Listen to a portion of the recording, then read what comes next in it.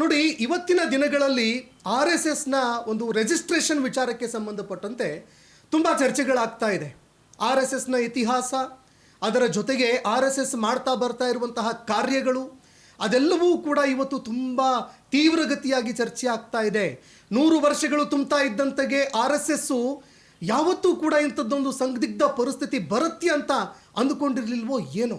ಆದರೆ ಅದರ ರಿಜಿಸ್ಟ್ರೇಷನ್ ವಿಚಾರಕ್ಕೆ ಸಂಬಂಧಪಟ್ಟಂತೆ ಯಾಕೆ ರಿಜಿಸ್ಟ್ರೇಷನ್ ಆಗಲಿಲ್ಲ, ಏನು ಹೈಡ್ ಮಾಡೋದಕ್ಕೆ ಪ್ರಯತ್ನ ಮಾಡ್ತಾ ಇದೆ, ಏನು ಮುಚ್ಚಾಕೋದಕ್ಕೆ ಆರ್ ಎಸ್ ಎಸ್ ಪ್ರಯತ್ನ ಮಾಡ್ತಾ ಇದೆ, ಅದಕ್ಕೆ ಏನು ಆತಂಕ ಕಾಡ್ತಾ ಇದೆ ರಿಜಿಸ್ಟ್ರೇಷನ್ ಮಾಡಿಸ್ಕೊಳ್ಳೋದಕ್ಕೆ, ಈ ರೀತಿ ಸಾಕಷ್ಟು ಪ್ರಶ್ನೆಗಳಿದ್ದಾವೆ. ಇದು ಒಂದು ಕಡೆ. ಮತ್ತೊಂದು ಕಡೆ ಆರ್ ಎಸ್ ಎಸ್ಸು ದೇಶಭಕ್ತಿಯ ಕೆಲಸಗಳು, ದೇಶದ ಪರವಾಗಿರುವಂತಹ ಕೆಲಸಗಳು, ರಾಷ್ಟ್ರಭಕ್ತಿಯ ಕೆಲಸಗಳನ್ನು ಮಾಡುತ್ತೆ, ರಾಷ್ಟ್ರಹಿತದ ಕಾರ್ಯಗಳನ್ನು ಮಾಡುತ್ತೆ. ಆ ನಿಟ್ಟಿನಲ್ಲಿ ಯುವಕರನ್ನು ಪ್ರೇರೇಪಣೆಗೊಳಿಸುತ್ತೆ ಅನ್ನುವಂತಹ ಚರ್ಚೆಗಳು ಮತ್ತೊಂದು ಕಡೆ. ಹಾಗಾದರೆ ನಿಜವಾಗ್ಲೂ ಆರ್ ಎಸ್ ಎಸ್ಗೆ ಕರಾಳ ಮುಖಗಳು ಇದೆಯಾ ಇಲ್ವಾ, ಅದು ಒಂದು ಕಡೆ. ಮತ್ತೊಂದು ಕಡೆ ರಿಜಿಸ್ಟ್ರೇಷನ್ ಮಾಡ್ಕೊಳ್ಳೋದಕ್ಕೆ ಇರುವಂತಹ ತೊಡಕುಗಳು, ಅದಕ್ಕಿರುವಂತಹ ಸಮಸ್ಯೆಗಳೇನು, ಯಾವ ಕಾರಣಕ್ಕಾಗಿ ರಿಜಿಸ್ಟ್ರೇಷನ್ ಮಾಡ್ತಾ ಇಲ್ಲ, ಈ ವಿಚಾರದ ಬಗ್ಗೆ ಇವತ್ತು ನಾವು ಚರ್ಚೆ ಮಾಡ್ತಾ ಹೋಗ್ತೀವಿ. ಜಯಪ್ರಕಾಶ್ ಸರ್, ನನ್ನ ಮೊದಲ ಪ್ರಶ್ನೆ, ನೀವು ಫೌಂಡರ್ ಕೂಡ ಅಂತ ಹೇಳ್ತಾ ಇದ್ರಿ ಆರ್ ಎಸ್ ಎಸ್. ಹೀಗಾಗಿ ಆರ್ ಎಸ್ ಎಸ್ ನಲ್ಲಿ ನೀವು ಕೂಡ ಇದ್ರಿ.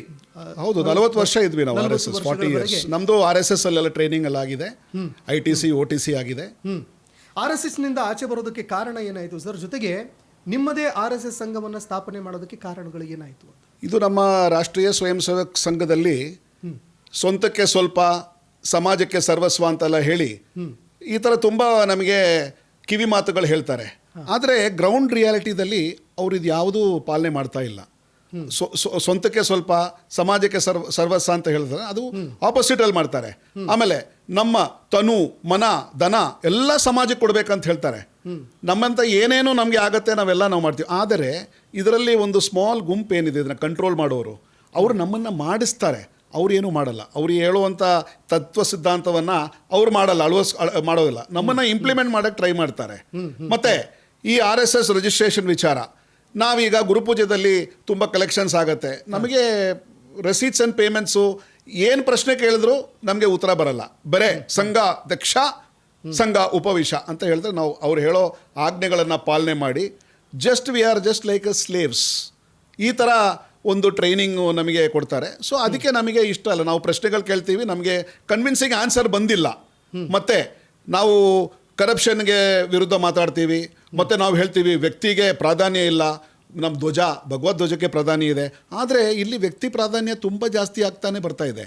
ಈಗ Narendra Modi is a product, is a brand. ಅವರು ವಿಚಾರನೇ ಇಲ್ಲ. Minus Narendra Modi today BJP is a big zero.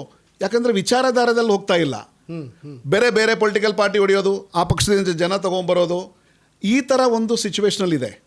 ಈಗ ರಾಷ್ಟ್ರೀಯ ಸ್ವಯಂ ಸೇವಕ್ ಸಂಘ 100 ವರ್ಷ ತುಂಬಿದೆ.